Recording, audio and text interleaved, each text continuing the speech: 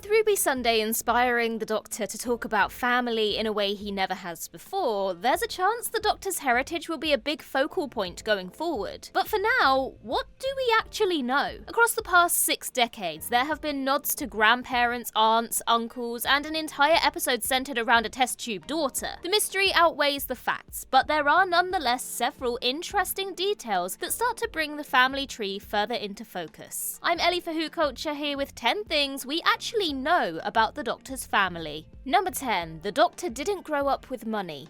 The shabby old barn from the day of the Doctor, Listen and Hellbent heavily implies that the Doctor didn't grow up with Time Lord status, or any other lordly status for that matter. After all, it's located pretty far from the Citadel, and it's not exactly glamorous. In Listen, we see a young Doctor sleeping in this barn, scared and alone and crying himself to sleep. This suggests that the Doctor's family wasn't wealthy and couldn't afford to send him to some nicer digs, or at the very least, that the Doctor didn't grow up surrounded by wealth. A man and a woman then enter the barn and have a brief exchange. The woman invites the Doctor back into the house with the other boys, while the man is pushing for the Doctor to join the army. The man and the woman definitely aren't the Doctor's parents. The reference to other boys rather than brothers indicates that, like the young Rupert Pink, the Doctor was orphaned and then grew up in some kind of children's home. It also sounds like the adults in the children's home were raising kids for service with Gallifrey's Chancellery Guard, setting up the Doctor's complicated relationship with the military and seeding his disdain for guns and soldiers. Number 9. They used to be a parent. In The Empty Child, Dr. Constantine says that he was a father and a grandfather and now he is neither, something that the 9th Doctor relates to. The first Russell T Davies era contains several similar references to the Doctor's children, the most notable of which comes in the Doctor's daughter. Struggling to understand the Doctor's reluctance to accept Jenny as his own flesh and blood, Donna has a go at him, only to discover that this new daughter is an unwelcome reminder of the children that he lost. This is never elaborated upon, and we don't know exactly what happened to the Doctor's children, whether they were killed during the Time War or at some undisclosed point before he took custody of Susan, although the 10th Doctor does explicitly state that they died, so as far as he's aware at least, they aren't still out there to be found. Interestingly, William Hartnell once pitched a Doctor Who story in which the first Doctor would encounter his evil son, also played by Hartnell, which, had it gone ahead, may have ended up shedding light on the difficult questions surrounding the Doctor's kids. Number 8. We've met the Doctor's mother. A huge but regularly overlooked detail about the Doctor's family is that we've actually met their mother, in the form of the enigmatic woman played by Claire Bloom in The End of Time. She appeared to Wilf several times before finally revealing herself to the Doctor during his climactic confrontation with Rassilon. While Russell T Davies deliberately left her identity open-ended in the finished episode, so fans could speculate whether she was Romana, Susan, the Rani, or even Susan's mother, he flat out told Claire Bloom that the woman was the Doctor's mother. In the behind-the-scenes book The Writer's Tale, Russell T Davies also explained his thinking for including the Doctor's mother in this particular story, saying that, quote, "If I can't imagine a world in which our mothers are there at the end of our lives in our time of need to help us, then what's the point?" The woman tells Wilf that she was lost a long time ago, which explains why the Doctor grew up as an orphan. We also see that she opposed Rassilon's plan to save Gallifrey, and was consequently doomed to stand as a monument to shame, like the Weeping Angels of old. It's a powerful moment and demonstrates where the Doctor got their anti-establishment tendencies from. The woman being the Doctor's mother later had a spanner thrown in the works after The Timeless Child, which revealed that the Doctor wasn't actually born on Gallifrey, but was merely taken there by the explorer Tecteun. However, there's no reason Claire Bloom couldn't be the person the Doctor knew as their mother on Gallifrey, as opposed to their actual biological mother. Retroactively, this woman in The End of Time could even be Tecteun herself. Number 7. Granddaughter Susan's fate is unknown. Another relative of the Doctor that we've met is their granddaughter Susan. We spent quite a bit of time with Susan in the early days of Doctor Who, but what we don't know is what happened to her after she left the TARDIS in 22nd century London to start a new life with the human David Campbell. We know that she was plucked out of time by Barusa to play the game of Rassilon in The Five Doctors, but that is about it. So does the Doctor have a great-granddaughter or a great-grandson? Was Susan enlisted into the Time War? Did she fall in some battle against the Daleks or live out her days in peace? Apart from the occasional nod to Susan in the modern series, the Doctor's granddaughter only recently became a big deal in Season 1. Sutek's trap for the 15th Doctor was predicated on him being enticed by the prospect of seeing Susan again, hence the whole Susan triad scheme. And yet, in the Devil's Court, the Doctor suggested that Susan may have been killed along with all the other Time Lords, referring to either the Master's destruction of Gallifrey and the subsequent explosion of the Death Particle in Series 12, or the Time War. Clearly though, the Doctor still has hopes of seeing Susan again, even if he isn't 100% sure whether she's alive or dead. With family being a big theme of the 15th Doctor's era thus far, we could potentially see the Doctor seeking some answers in Season 2. Number 6. Companions are surrogate family. You know, you act like such a lonely man, but look at you. You've got the biggest family on Earth. So said Sarah Jane Smith when she and the 10th Doctor parted ways in the Series 4 finale. And you know what? She's right. Just look at the big dysfunctional blended family that flies the planet Earth home at the end of that episode. The idea of the Doctor choosing their own family goes back way further than even this. What's the first thing the Doctor does after leaving Susan behind at the end of the Dalek invasion of Earth? He adopts a new granddaughter-type figure in the form of space orphan Vicky. This chimes with the two things Doctor Who repeatedly establishes. 1, that the Doctor is alone, and 2, that the Doctor shouldn't be left alone. It therefore stands to reason that they would choose their own family via the companions they invite on board the TARDIS. The revelations that the Doctor was adopted and doesn't know where they came from give this idea a greater weight. It allowed the Doctor to relate to a foundling like Ruby on an emotional level, a connection we've rarely seen between Doctor and companion. True family? It's the friends that the Doctor's made along the way. Yes, even Adric. Number 5. Grandparents and extended family.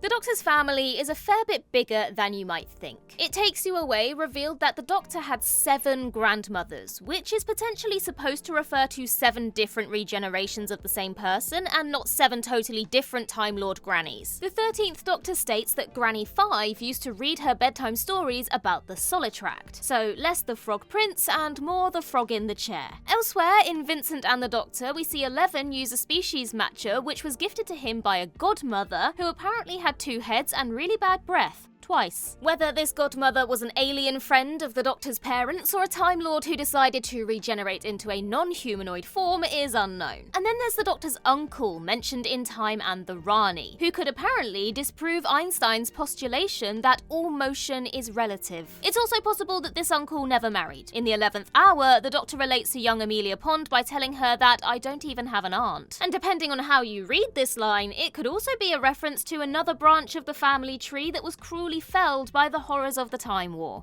Number 4. Weddings galore.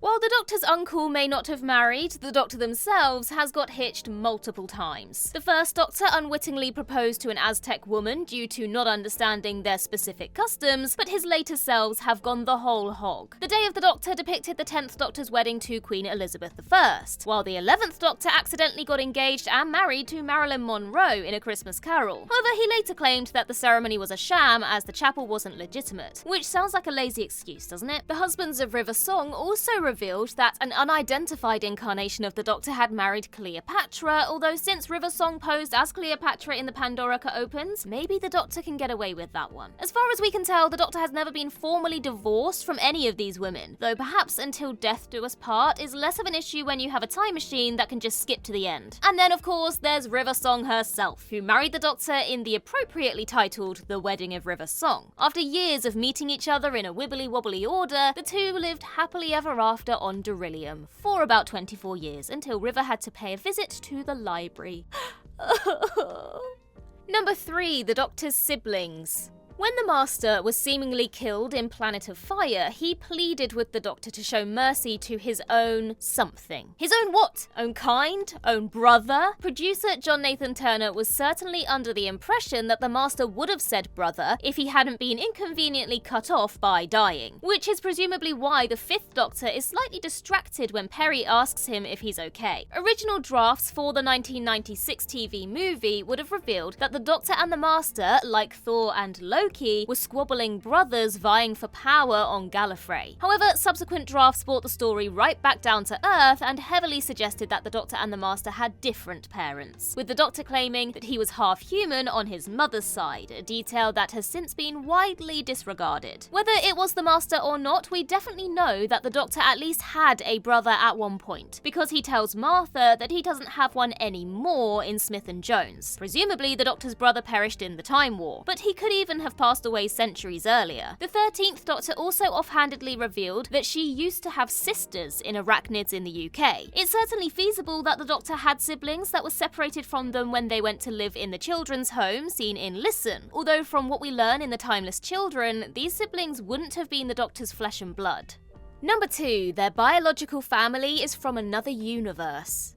As mentioned, it was recently revealed that the Gallifreyan explorer Tecteun discovered the Doctor, then known as the Timeless Child, abandoned at a monument beneath a wormhole. Tecteun adopted the child, but as a science experiment rather than out of any sort of maternal love. She spliced the child's DNA into certain Gallifreyans to give them the secret of regeneration. And naturally, discovering this genetic gift gave Tecteun a degree of power and influence in the early days of Time Lord society. But where does that wormhole lead? And where does the Doctor originally come from? Well, as stated by Tecteun in Flux, the other end of the wormhole leads to another universe, meaning that the Doctor isn't just from another planet, they're almost from another reality. So while the Doctor may have had siblings, uncles, and mothers, these were all part of their adopted Gallifreyan family. Their true biological family, if they're still around, lies in the next universe. Alternatively, given how little we know about the Timeless Child species, maybe they just spring out of the ground or are grown in a lab. It's possible that the Doctor has never had any biological family at all, which could be subconsciously fueling their innate desire to bring home so many strays.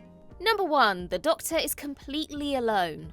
Long before Time Wars and death particles, Doctor Who asserted that our hero was on his own. In one of the best scenes from Tomb of the Cybermen, the second Doctor and Victoria discuss grief and loss. As Victoria mourns the death of her father, she suggests that the Doctor probably can't remember his own parents or family given how old he is. However, the Doctor has a beautiful response that has to go down as one of Patrick Troughton's finest moments. Oh yes, I can, when I want to. And that's the point, really. I have to really want to bring them back in front of my eyes. The rest of the time they sleep in my mind, and I forget, and so will you. It's interesting to compare this speech from the one in The Doctor's Daughter. In Tomb of the Cybermen, memories of his family comfort the second Doctor, while in The Doctor's Daughter, they're a source of pain. What hasn't changed, though, is the assertion that the Doctor's family was lost long ago. The Time War looms so large over the show that we often forget about the second Doctor's comments here. But practically since Doctor Who started, the Doctor has believed that they're the only one left. Now, whether or not that's true is a whole other matter entirely. There's no definitive proof that any of the relatives mentioned by the Doctor have died, and as is the case with Susan, even the Doctor can't be certain. But with all the talk of family lately, it does feel like we're getting closer than ever to some answers.